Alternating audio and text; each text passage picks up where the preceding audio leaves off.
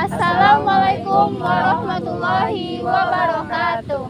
Perkenalkan, kami dari kelompok 5 ingin mempresentasikan materi tentang korupsi di Indonesia yang beranggotakan Saya Nisa Fitriana, Saya Elsa Destia Meta, dan saya sendiri Rizkan Fadia, saya Latifah Sakina, saya Wendia Firma Senita, saya Syahrul Ramadan. Video ini dibuat untuk memenuhi tugas akhir mata kuliah pendidikan Pancasila. Selamat menyaksikan. Kenalkan, nama saya Elsa Destia Meta dengan NIM 22002019. Saya dari Departemen Administrasi Pendidikan. Saya di sini akan menjelaskan tentang pengertian korupsi. Istilah korupsi berasal dari bahasa Latin yaitu corruptio dan dalam bahasa Inggris artinya corruption atau korup. Dan sedangkan dalam bahasa Belanda artinya corruptio. Korup berarti musuh, buruk, suka menerima uang sogok atau memakai kekuasaan untuk kepentingan sendiri dan sebagainya. Korupsi adalah perbuatan yang buruk seperti penggelapan uang, penerimaan uang, sogok, atau sebagainya. Korupsi sangat berakibat berbahaya bagi kehidupan manusia, baik aspek kehidupan sosial, politik, ekonomi, birokrasi, dan ini. Secara yuridis, pengertian korupsi telah dijelaskan dalam Undang-Undang Nomor 31 Tahun 1999 dan Undang-Undang Nomor 20 Tahun 2001. Yang menyebutkan itu setiap orang yang dengan sengaja melawan hukum untuk melakukan perbuatan dengan tujuan memperkaya diri atau orang lain atau suatu korporasi yang mengakibatkan kerugian keuangan negara atau perekonomian negara. Assalamualaikum warahmatullahi wabarakatuh. Perkenalkan, saya Rizkan Fadia dengan NIM 2037046 dari Prodi Statistika. Di sini saya akan menjelaskan tentang bagaimana bentuk-bentuk korupsi di Indonesia. Pertama, kerugian keuangan negara. Pelakunya melakukan perbuatan memperkaya diri sendiri, orang lain, atau korporasi secara melawan hukum dengan tujuan menguntungkan dirinya sendiri. Yang kedua, suap menyuap. Suap menyuap menjanjikan atau memberi sesuatu kepada ASN, advokat, penyelenggara negara agar si penerima mau berbuat sesuatu untuk tidak melakukan apapun dalam jabatannya. Yang ketiga, penggelapan dalam jabatan. Ini adalah tindakan dengan sengaja penggelapan uang, pemalsuan buku-buku, surat berharga atau daftar-daftar yang digunakan khusus untuk administrasi. Yang keempat, pemerasan.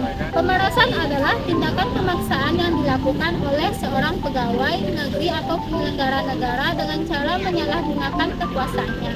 Yang kelima, perbuatan curang. Perbuatan curang adalah tindakan yang sengaja dilakukan untuk kepentingan pribadi dan dapat membahayakan orang lain. Contohnya seperti pemborong atau penjual bahan bangunan melakukan perbuatan curang pada saat membuat gedung pemerintahan.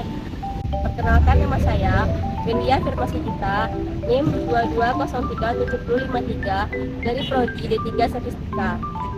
Baiklah, saya akan menjelaskan materi 3 penyebab korupsi. Ada beberapa hal yang menyebabkan orang melakukan korupsi. Yang pertama, secara terpaksa. Hal ini dilakukan karena ingin memenuhi kebutuhan hidup sehari-hari yang tidak tercukupi oleh gaji yang rendah. Ini berhubungan dengan niat dan perilaku. Kedua adalah memaksa. Dilakukan karena adanya sifat berserakah dan tak pernah puas untuk hidup bisa berlebihan.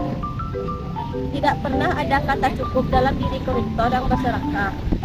Yang terakhir adalah dipaksa. Ini dilakukan karena pertemuan antara niat dan kesempatan karena kelemahan sistem dan peraturan. Korupsi di Indonesia sudah begitu sangat parah. Tidak ada lagi sektor negara ini yang tidak terasuki korupsi. Bahkan sektor yang dianggap paling suci sekalipun. Korupsi sudah sangat meluas secara sistematik di berbagai tingkat, baik pusat, daerah, lembaga eksekutif, legislatif maupun yudikatif. Kenalkan, saya Syahrul Ramadan, NIM 22037050 dari Prodi D3 Statistika. Baik, di sini saya akan menjelaskan bahaya-bahaya dari korupsi. Yang pertama adalah bahaya korupsi terhadap masyarakat atau individu. Jika korupsi dalam suatu individu atau masyarakat sudah merajalela, bahkan sudah menjadi makanan sehari-hari, maka akan menjadikan masyarakat tersebut menjadi kacau.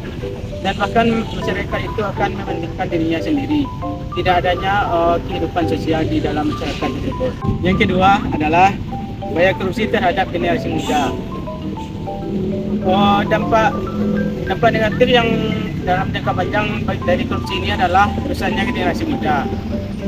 Karena jika di dalam suatu masyarakat telah ada korupsi, bahkan telah jadi makanan sehari-hari, maka generasi muda akan menganggap bahwa korupsi itu sudah menjadi kebiasaan, bahkan telah menjadi budaya tersendiri bagi mereka. Yang ketiga, bahaya korupsi terhadap politik. Kekuasaan politik yang dicapai dengan korupsi maka akan menghasilkan pemerintahan atau pemimpin yang tidak baik di mata publik.